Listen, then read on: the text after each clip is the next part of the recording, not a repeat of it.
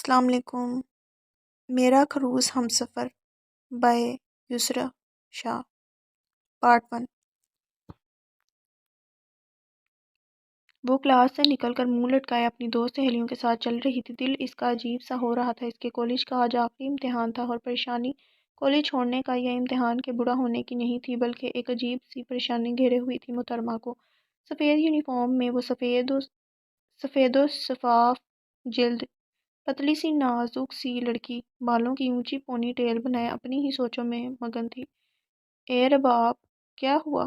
ایسی پریشان کیوں ہو؟ وہ تینوں کنٹین کے پاس کھڑی لڑکیوں کے رش میں اس رش کے ختم ہونے کے انتظار میں تھی۔ جب صنم نے اس کو یوں سوچوں میں ڈوبا ہوا دیکھا تو پوچھ بیٹھی۔ رباب نے اپنی چھوٹی سی آنکھوں سے اس کو گھوڑا، جیسے سمجھ نہ پا رہی ہو کہ جواب کیا دے۔ آج محترمہ کا پرچہ صحیح نہیں ہوا ہوگا نا تبھی۔ صفیہ نے خود کی سوچی ہوئی وجہ بتائی۔ اس کو کب پرچہ صحیح ہونے یا نہ ہونے کی فکر ہونے لگی بھلا؟ یہ تو چل بندی ہے ایک دم۔ پرچہ غلط ہو یا صحیح، اس کے ماموں جان بیٹھے ہیں نا اس کو پاس کروانے کے لیے۔ وہ الگ بات ہے کبھی ہماری کوئی سفارش نہیں کرواتی۔ صنم شرارت سے بولی۔ یار ہے بس ایک ٹینشن، کل رات سے پریشان ہوں، کاش یہ انٹر کلاس ختم ہی نہ ہوتی یا امتحان چلتے رہتے۔ رباب ناک چڑھا کر نخوت سے بولی۔ ان تینوں کی آخر کار باری آئی، کیا کھایا جائے آج؟ صفیہ نے کنٹین پر کھڑے ہو کر ان سے مشورہ مانگا۔ سموسے لو اور کولڈ ڈرنکس بھی، میں کہتی ہوں چاٹ بھی لے لو، ویسے بھی آخری دن ہے آج کالج میں۔ صنم نے آج کچھ بھی نہیں چھوڑنا تھا۔ تم بتاؤ مس پریشان؟ صفیہ نے رباب سے پوچھا۔ یار لے لو کچھ بھی، میرا پیٹ تو ٹینشن نے ہی بھر لیا ہے۔ رباب کافی پریشان تھی۔ وہ تینوں چل کر اب بینچ پر بیٹھی ہوئی تھی۔ صفیہ اور صنم کھانے پر ٹوٹ پڑی، جبکہ رباب اپنے ہاتھوں میں اپنا چہرہ رکھے مایوسی سے ان دونوں کو دیکھ رہی تھی۔ یار تم لوگ آگے بھی پڑھو گی نا؟ رباب کی بات پر ان دونوں نے پہلے رباب اور پھر ایک دوسرے کو دیکھا۔ ہاں بھائی، ظاہری بات ہے، تمہارا ارادہ نہیں کیا آگے پڑھنے کا؟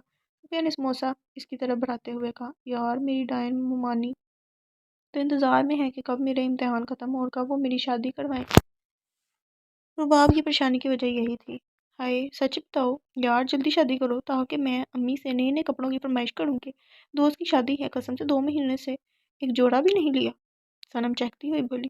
ہاں یار رباب، یہ تو کام پہلی ہی فرصت میں کرو تم، مجھے تو خوب سارا ناچنا ہے تمہاری شادی میں، خاندان میں بھی ابھی دور دور تک کوئی شادی نہیں، بور ہو جائیں گے، اس لیے چلو تم کر لو۔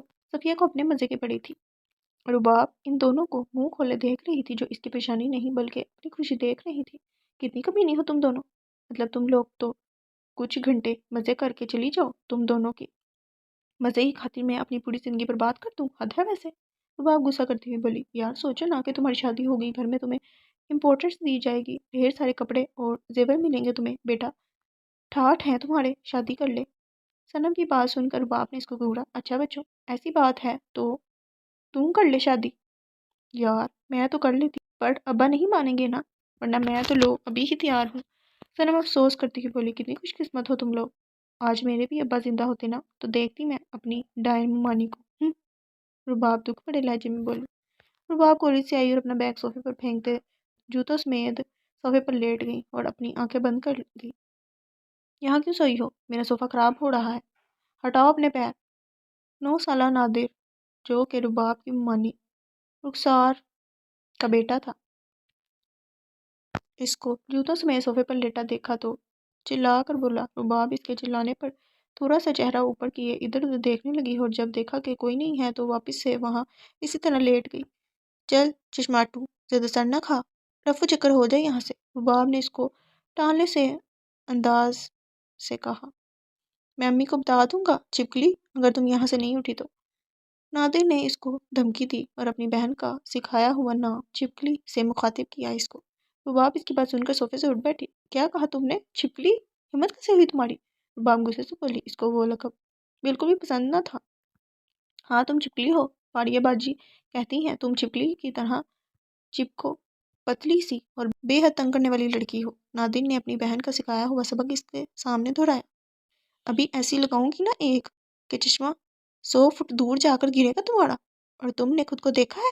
1 روپے والے کالے بیکار اور کھوٹے سکے ہو تم، اور تمہاری یہ موٹی بھینس پاڑیا باجی سارے گھر کا کھانا تو یہ کھا جاتی ہیں، اور پھر بھی کہتی ہیں کہ میں تو کچھ کھاتی ہی نہیں، پھر بھی पता नहीं क्यों मोटी हूँ।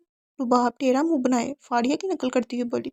रुको, मैं फाड़िया बाजी को अभी भी तुम्हारी शिकायत लगाता हूँ। नादिर चश्मा उंगली से ऊपर करता हुआ भागा। रुबाब इसके पीछे लपकी। रुक चश्माटू, शिकायती कबूतर। रुबाब इसको ना रोक पाई तो एक कुशन इसकी तरफ फेंका। नादिर ने सोफे से नीचे जंप लगाया और कुशन सीधा पीछे से आती रुखसार के चेहरे पर जा लगा। रुखसार ने रुबाब को घूरा। रुबाब ने अपने हाथ अपने मुंह पर रख लिए और नादिर की शैतानी मुस्कुराहट बता रही थी कि अब रुबाब की खैर नहीं। सॉरी मम्मानी, वो मैं। नादिर अपने कमरे में जाओ। रुखसार रुबाब की बात काटती हुई बोली। नादिर रुबाब को जुबान दिखाता चला गया, पर अभी वो इसको कुछ नहीं कर सकी सिवाय घूरने के। सारा दिन मेरे बच्चों से लड़ती रहती हो, आखिर बिगाड़ा क्या है मेरे मासूम बच्चों ने तुम्हारा? रुखसार सोफे पर बैठी अपनी लिपस्टिक जो के काफ़ी ज़्यादा गहरी थी इसको और गहरा करती हुई बोली। रुखसार को फैशन का बहुत शौक था। हर वक्त ही सजी धनी रहती थी। बालों का ऊंचा जूड़ा, मेकअप से लबरेज चेहरा, जामनी रंग की लिपस्टिक और काजल से लगाया हुआ तिल जो कि वो खुद अपने गाल पर लगाया करती। रुबाब इसको जब भी देखती इसको स्नो वाइट की सौतेली माँ याद आती, जो इसी तरह सजी धनी रहती और स्नो वाइट पर जुल्म किया करती थी। लेकिन मैंने कुछ नहीं किया। ज़्यादा मत बोला करो, मेरे सामने कितनी बार कहा है, लड़कियां अच्छी नहीं लगती ज़्यादा बोलती हुई। अब वो खुद को आईने में देखती बोली। रुबाब ने इसको ख्याली तस्वर किया। आईने आईने, ये तो बता सबसे शातिर कौन है भला? रुबाब अपनी ही आती सोच पर मुस्कुराती। ज़्यादा हंसी आ रही है तुम्हें? रुखसार अपना पर्स बंद करती बोली। रुबाब वहाँ खड़ी बस लब ही काटती रह गई। आखिरी इम्तिहान था ना आज, तुम्हारा हो गया? जी हाँ। चलो फिर तुम्हारे रिश्ते की बात चलाती हूँ। शमीम ने एक रिश्ता देखा है, बता रही थी। अच्छा रिश्ता है, बड़े घर का भी है। तुम्हारा रिश्ता मांगा था 2 महीने पहले। तुम्हारे मामू ने तुम्हें बताने को मना कर रखा था कि अभी तुम पढ़ रही हो, पर अब तो बस पढ़ लिया। वो लोग कल डेट फिक्स करने आएंगे, ठीक? सार ने रुबाब को और परेशान कर दिया। इसने मुंह अपना सर हिलाया। कपड़े चेंज करो और लंच बनाओ जाकर किचन में। वो अपने सोने के कंगनों को छूती हुई बोली। लेकिन लंच तो मुलाजमा बनाती है ना? वो हैरत से बोली। आज तुम बनाओगी? नादिर से लड़ने की सज़ा है तुम्हें। रुखसार के कहने पर वो अपने कमरे में जाने लगी। नादिर से लड़ने की सज़ा है? मेरे मासूम बच्चों से क्यों लड़ती हो? मुझे बड़ा शौक है इनके मासूम बच्चों से लड़ने का। जैसे और ऐसे कमीने बच्चे पैदा होंगे तो इनसे लड़ूंगी नहीं तो क्या करूंगी? डायन। वो आप जल्दी जल्दी इसकी नकल उतारती अपनी आग बुझाने की कोशिश करती जा रही थी। आज कोफ्ते भी बनाना। रुबाब ऊपर वाले फ्लोर पे खड़ी फाड़िया ने इसको आवाज़ लगाई। जी। रुबाब ने सर उठाए ज़बरदस्ती मुस्कुराते कहा। इसकी माँ की नौकर हूँ ना मैं, बुलडोज़र कहीं की। रुबाब बड़बड़ाती अपने कमरे में चली गई। रुबाब 6 साल और इसकी बड़ी बहन मरियम 8 साल की थी जब फ़ारूक और जरका का कार एक्सीडेंट में इंतकाल हो गया। और तब ही हमीद, रुबाब के मामू, ने इन दोनों को पाला पोसा और इनकी जिम्मेदारी ले ली, क्योंकि इन दोनों का अपने माँ बाप के सिवा कोई और दूसरा ना था। हमीद के अलावा हमीद जॉब के सिलसिले में अक्सर कराची रहा करते थे, जबकि सारी फैमिली हैदराबाद में रह रही थी।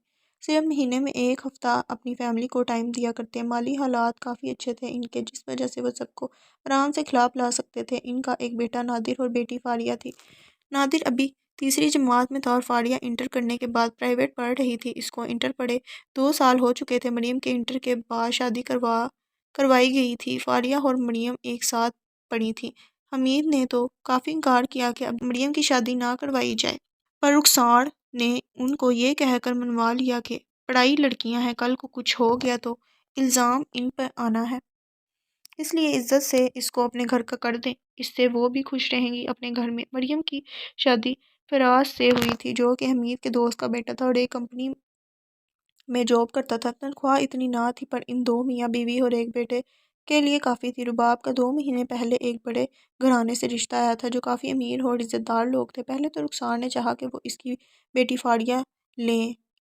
इसने कई सारी कोशिशें भी की, पर इन लोगों को रुबाब ही अच्छी लगी थी और इंतज़ार भी करने को तैयार थे। हमीद ने इनको 2 महीने का वेट करने को कहा। अच्छी जान पहचान थी हमीद की इनसे, जो कि कराची में ही रहा करते, तो हमीद को ये रिश्ता रुबाब के लिए सही लगा और वो मुतमईन भी रहते। इसलिए बददिल होकर आखिर रुखसार को भी मानना ही पड़ा। शुरू से लेकर ही रुखसार का रवैया दोनों बहनों के साथ ठीक न था। हर घर का काम इनसे करवाया जाता और जब जब हमीद हैदराबाद आते इनके सामने रुखसार बेगम अच्छा होने की ایکٹنگ کیا کرتی۔ باقی حمید کا رویہ جیسا اپنے بچوں کے ساتھ تھا ویسا ہی رباب اور مریم کے ساتھ بھی۔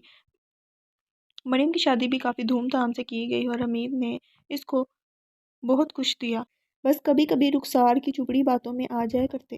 رباب منہ بنائے کوفتے بنا رہی تھی۔